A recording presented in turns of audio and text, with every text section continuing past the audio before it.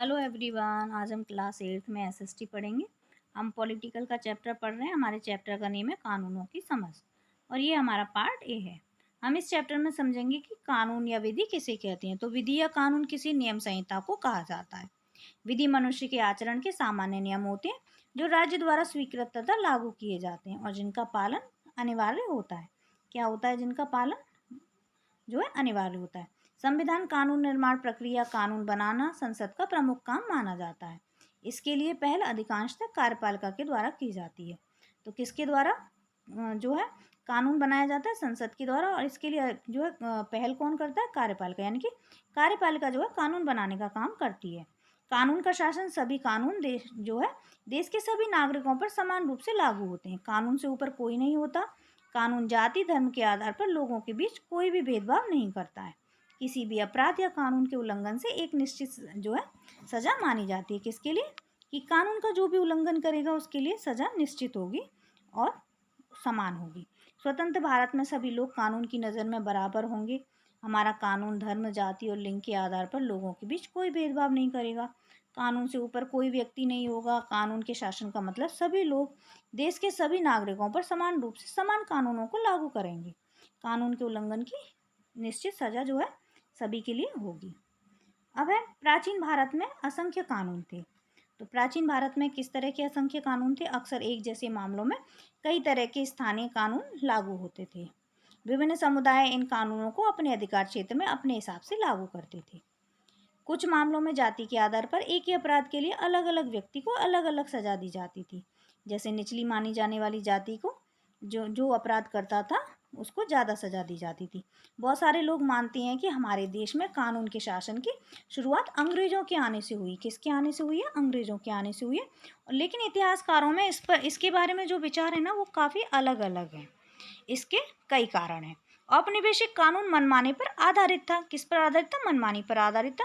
1870 का जो राजद्रोह एक्ट है वो अंग्रेजी शासन के मनमानेपन की मिसाल था।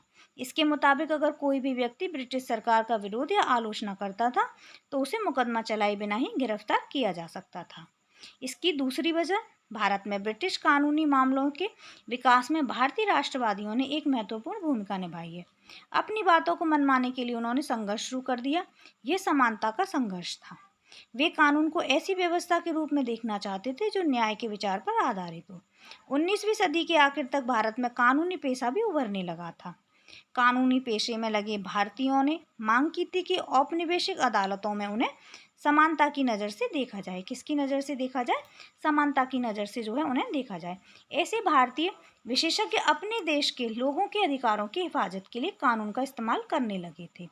इस प्रकार औपनिवेशिक शासक के दौरान कानून के शासन के विकास क्रम में यहाँ के लोग भी कई तरह से अपना योगदान दे रहे थे। नए कानून किस तरह बनते हैं? कानून बनाने में संसद की एक महत्वपूर्ण भूमिका होती है।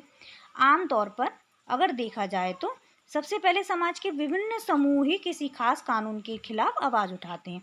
अगर हम एग्जाम्पल या उदाहरण देखें तो घरेलू हिंसा का सवाल हम यहाँ उठाएंगे और ये हमारे चैप्टर के अकॉर्डिंग भी विषय हमारा होगा। जब परिवार का कोई पुरुष सदस्य, आमतौर पर उसे हम पति कहते हैं, घर की किसी औरत यानी कि आमतौर पर हम उसे पत्नी कहते हैं, के साथ मारपीट करता है, उसे चोट पहुँचाता है या मारपीट करने की और चोट पहुँचाने की धमकी देता है तो उसे हम क्या कहते हैं? घरेलू हिंसा कहते हैं। औरत को यह नुकसान शारीरिक, मारपीट या भावनात्मक शोषण के द्वारा पहुंचाया जा सकता है। यह शोषण मौखिक भी हो सकता है, यौन भी हो सकता है और फिर आर्थिक शोषण भी हो सकता है।